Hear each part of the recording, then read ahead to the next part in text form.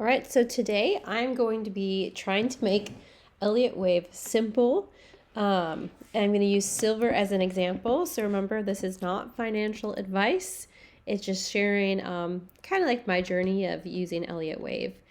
So why did I start using Elliott waves? Well, even after being successful in the market, I did miss out on selling some of my trades in October when the market had topped. And so I decided I wanted to be able to better assess when the market is topping and when the market is towards the bottom. And so that's where I decided, like, okay, Elliott Wave is going to give me a map. And it's not like a magical map because it's not going to give you an exact price entry. It's going to give you a range. But it's going to give you this idea of like, okay, we're in wave one, we're in wave two. This might be a good time to buy. And then when you're in wave five, that's like when you should be selling. So if you're just trying to hold something, you want to hold it for like a couple years, 5 to 10 years, you can just buy when wave two is completing and then just like hold it. But if you are trading, if you're going to use this to trade, I recommend selling like as soon as you're in wave five, or like at least start scaling out. You don't want to get greedy. You don't want to lose like all of your profits. And then there's different time frames for Elliott wave. There's like longer time frames that expand years, and then there's like shorter time frames that you can use for like quicker trades. And so this is like a chart that I want to talk about right now, and I want to break it down in kind of like a simple high level way.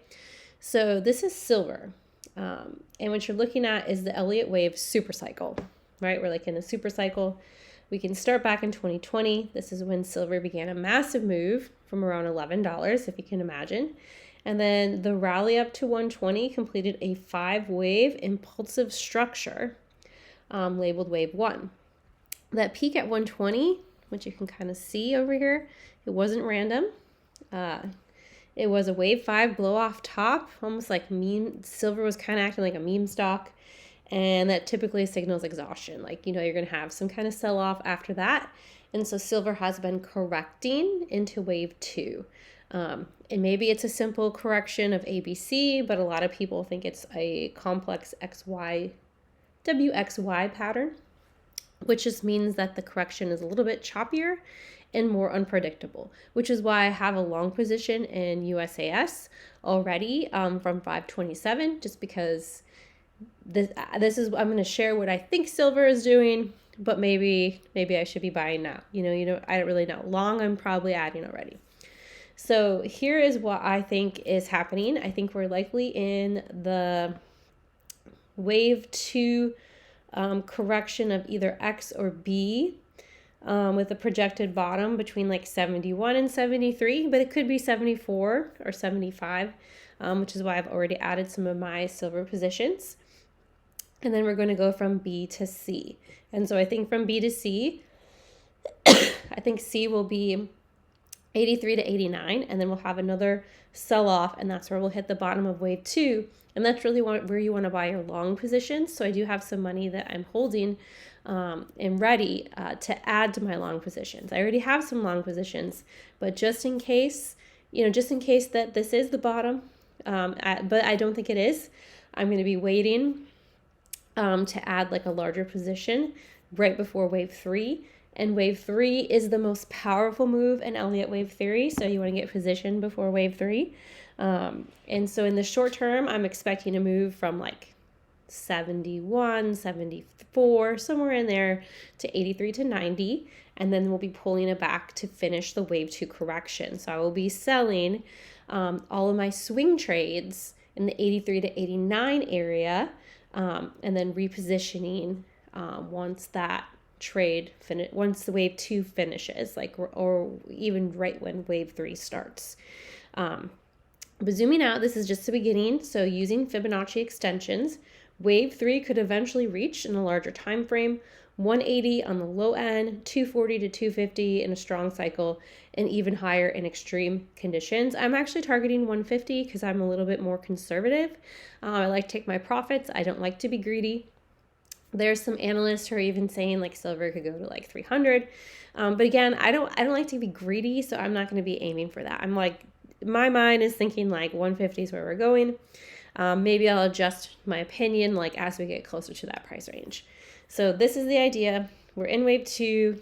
We're finishing this correction, approaching a key support zone, and then we're preparing for, an explosive wave 3. But there's still some risk. If price breaks below 71 on this correction, it could just shoot down even lower. Otherwise, this is a classic wave opportunity. And if you want to go long, you're not buying right now, or you could start scaling in really small. You want to wait for the wave 2 to finish correcting, and then you want to ride into wave 3. And if you look at some of the, retracements, the extensions, like it could go down to like $60 is really where I've been seeing it, but maybe even into the 50s. I don't see it going lower than that, but 37 is a possibility. All right, so this is another chart about Elliott wave made simple. So I'm going to simplify Elliott wave theory so you can actually use it. Markets move in repeating cycles driven by psychology, and Elliott wave helps us map those cycles. There are only 2 types of moves you need to understand. First, the impulse waves. These move with the trend and always form 5 waves, 1, 2, 3, 4, 5, and you can see these numbered on the chart. Second, there's corrective waves. So this is what I was talking about a minute ago. These move against the trend and form 3 waves, A, B, C, or if it's really messy, X, Y, Z. And so that's where I was thinking I put a star here at the bottom of A. I think that's where we are. And then we'll move up before we move down for one final correction. And then, so this is the key. The pattern repeats across all time frames. That's what we call a fractal structure, wave inside waves. On this chart, we're looking at a super cycle in silver. Wave 1 is a full 5-wave move up. Wave 2 is a correction, usually 3 waves, but sometimes complex, which I think is possibly what silver is in. And inside that larger wave 3, you'll see smaller mini cycles, another 5-wave structure forming. So there's like waves within waves. So you're trading smaller waves inside bigger waves. So if we bring in Fibonacci, this is how we find the levels. During corrections, we look for retracements. 38%, 50%, and 61.8% are the most common support zones. And that's how you identify areas like the 71 to the 73 buy zone on the chart. For targets, we use extensions 1, 1.618, and 2.0 are the most common. And that's how you project moves like 89, and then eventually those higher projections, like you can even see 320 on this chart. Here are the rules you cannot break. Wave 2 cannot retrace more than 100% of wave 1. Wave 3 cannot be the shortest wave. Wave 4 cannot overlap wave 1.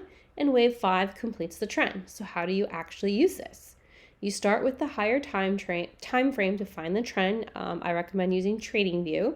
And then you zoom in to lower time frames to count the waves. You use Fibonacci, and there's a Fibonacci indicator on TradingView to find entries and targets, and you always respect the invalidation levels. And you can even put your TradingView charts into AI, to check your work. They can be very helpful if they have the actual chart at hand. The goal is simple. You trade in the direction of the bigger wave and enter during corrections. That's how you stay aligned with the market instead of fighting it. So I just wanted to talk about something that's really has been really confusing for me, because the 5 waves move and then the 3-wave correction like ABC or WXY, like I understand that, but there's also like other moves, like there's other waves, right? So you can have 3, 5, 7, and 11. And so once you get into the 7 and 11, I was kind of like, well, what is that? So here's the simple truth. Markets move in trends and corrections, and every structure fits into one of those categories. So you have the 5-wave structure, which we talked about. The 5-wave move is an impulse. It moves with the trend. It goes 1, 2, 3, 4, and 5. You can see that right here, the 5-wave structure. If it goes, wave 1 starts the move. Wave 2 pulls back, and we're somewhere in wave 2 for silver. Wave 3 is the strongest, the momentum move. Wave 4 consolidates. Wave 5 finishes a trend and then does it all over again. So trends move in 5. And then you have the 3-wave structure, which is usually a correction moving against the trend, right? Which is what I think we're in right now with silver. And it goes A, B, and C, or if it's more complex, but we can just say ABC for simplicity. And so it's moving against the trend. Wave A drops, wave B bounces. So we're looking for that B bounce right now. And then we'll sell and wait for wave C to complete the correction. And that's kind of where the market takes a break before it continues the trend. This is where people get confused. The 7-wave structure, it's more complex. So instead of the ABC, you get WXY. Each of those legs itself is a 3-wave move. So instead of 3 total waves, you have 7 swings. It's still a correction, just a longer and messier. And then you have the 11-wave structure, and this is just when the trend gets extended. It can happen in either way sometimes. You start with a 5-way impulse, and then the market keeps pushing. So instead of stopping at 5, it stretches into 11 total waves, which is why sometimes it's good to have a long account. And this is what you see in strong runaway markets. Those, like if you can think of Micron recently or even Marvel, they got like a little extreme. Probably Micron is a good example, and even AEHR was probably an example. So if you zoom out, all these structures are fractal. They repeat across time frames. A 5-wave move on a daily chart might be just wave 1 on a weekly chart. And inside that 5-wave move, there are smaller 5-wave and 3-wave structures. So how do you actually use this? You start simple. You identify the trend. Are we moving in 5s or correcting in 3s? If it's messy and overlapping, you're likely in a 3-7 or a complex correction. I feel like silver's been a little messy lately, so we might be in this like WXY. We're kind of in the W. Maybe we're looking for X. So you can use Fibonacci after that for retracements for corrections, extensions for targets, and always follow the rules. Wave 3 is never the shortest. Wave 4 doesn't overlap wave 1, and corrections stay in 3-wave structures. Bottom line, the markets mostly move in 3s and 5s. So if you get the 3s and 5s down, you're probably fine. 7 and 11s are variations of those patterns, so don't overcomplicate it. Master the basics. Let the market reveal the structure. Just kind of, if you know where it's going, you can kind of stomach the drops and the corrections. Again, I don't always buy at the bottom. I just need to know that I'm not at the top and have some end targets in mind, and that can be really helpful. And Wave Basis Pro can also help you identify those points, as well as AI, because we have all these tools and we're really busy moms, a lot of us. So we have all these things that we can be doing. So just remember, markets move in 5-way impulses with the trend and 3-wave corrections. And that's mostly what I look for, like 99% of the time. If it gets messy, I'm kind of like, okay, this is just a variation of the ABC, even though it's called something else. Wave 3 is always the longest and strongest. This is where the big money is made. So you want to buy at the end of wave 2. That's what you're looking for with Elliott Wave. Corrections take the form of the ABC or the WXY. ABC is really simple. The WXY is a little bit more complex. Silver is probably in a WXY correction because it seems a little messier than ABC. So after hitting 83 or 89, we will likely trend down for the final corrective leg before wave 3. There's no guarantee of that. This could be the bottom. We could be starting wave 3. But this is what it looks like to me on the charts. So Fibonacci levels indicate the support. And again, this is why I'm saying I'm still building my long positions slowly at these different bottoms and holding them and not swinging them, because Elliott Wave is not a crystal ball. Wave counts change. So it's a map. It could go, and I have some capital that I'm always going to keep around so I can add to my position if I want to. And that's really just how it is. Like, trade your conviction, if you go bigger, if you're really like, hey, this is definitely the bottom. And then just have some kind of risk management and plan to check your greed and make sure you take your profits.